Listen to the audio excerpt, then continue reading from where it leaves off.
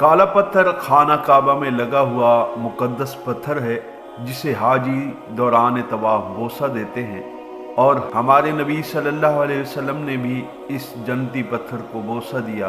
یہ خانہ کعبہ کی جنوب مشرقی دیوار میں قد آدم کے برابر نصب ہے۔ پتھر کا عرض یعنی کہ چوڑائی تقریباً 7 انچ ہے۔ قریب سے دیکھیں تو 12 سے زیادہ ٹکڑوں میں منقسم نظر آتا ہے، جنہیں کسی مثالہ سے جوڑا گیا ہو۔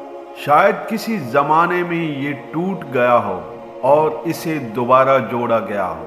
جی ہاں، حضرت عبداللہ بن زبیر کے زمانے میں کعبہ میں آگ لگ گئی، جس سے حجر اسود کے 3 بڑے ٹکڑے ہو گئے۔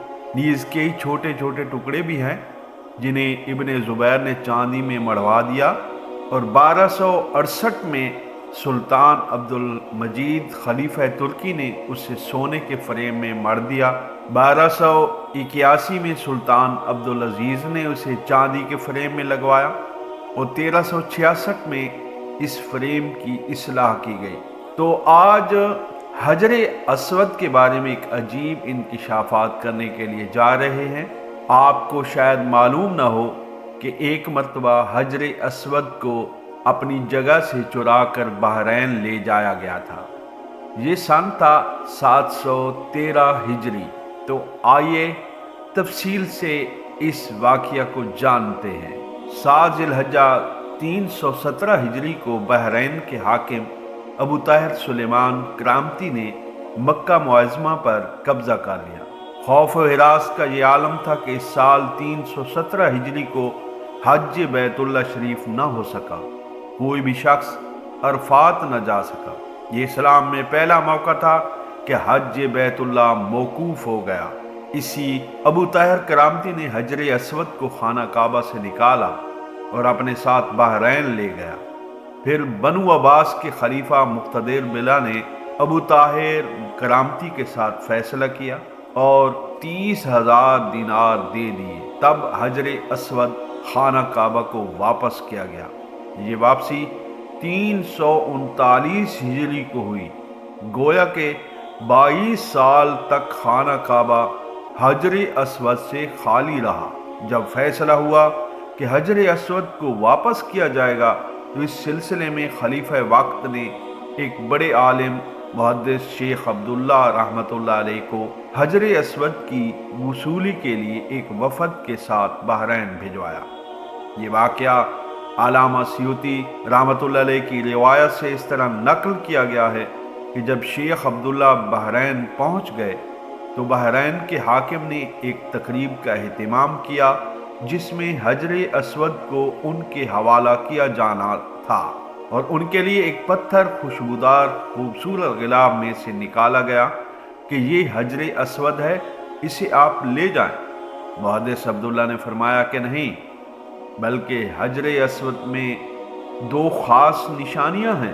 اگر یہ پتھر اس معیار پر پورا اترا تو یہ حجر اسود ہوگا اور ہم اسے لے جائیں گے۔ پہلی نشانی یہ ہے کہ پانی میں یہ ڈوبتا نہیں ہے، دوسری یہ کہ آگ سے گرم بھی نہیں ہوتا۔ اب اس پتھر کو جب پانی میں ڈالا گیا تو وہ ڈوب گیا، پھر آگ میں سے ڈالا تو سخت گرم ہو گیا، یہاں تک کہ پھٹ گیا۔ فرمایا یہ ہمارا حجر اسود نہیں۔ پھر دوسرا پتھر نکالا گیا، اس کے ساتھ بھی یہی عمل ہوا اور وہ پانی میں ڈوب گیا اور آگ پر گرم ہو گیا۔ فرمایا ہم اصل حجر اسود کو لے کر جائیں گے۔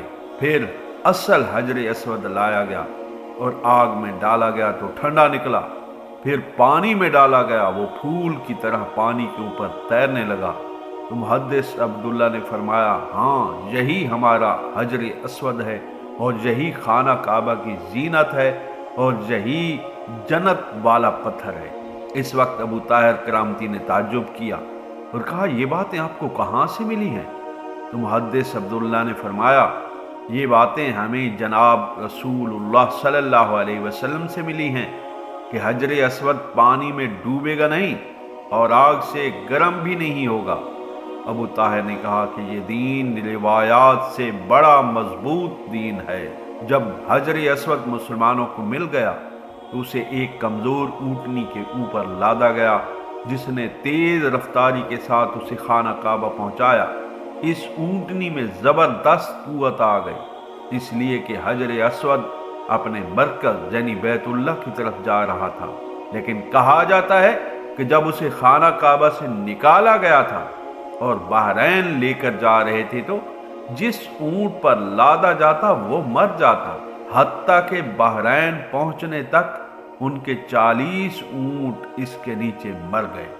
لیکن اللہ تبارک و تعالی جس کی حفاظت کرتا ہے وہ قائم و دائم رہتی ہے۔ یہ جنتی پتھر ہے اور قیامت تک یہ قائم و دائم رہے گا، اور قیامت کے قریب اسے وہاں اپنی جگہ سے اٹھا لیا جائے گا۔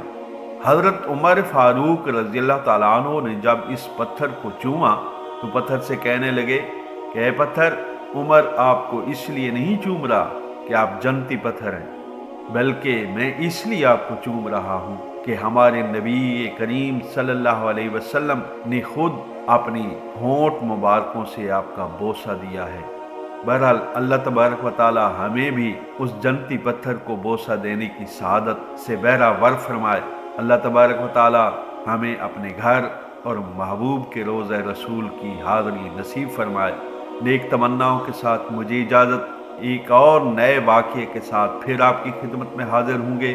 ان پیارے پیارے واقعات کے لیے اس چینل کو سبسکرائب کرنا نہ بھولیے گا، اور لائک تو لازمی ہی بنتا ہے۔ انہی محبتوں کے ساتھ اجازت، اپنا خیال رکھیے گا۔ اللہ حافظ۔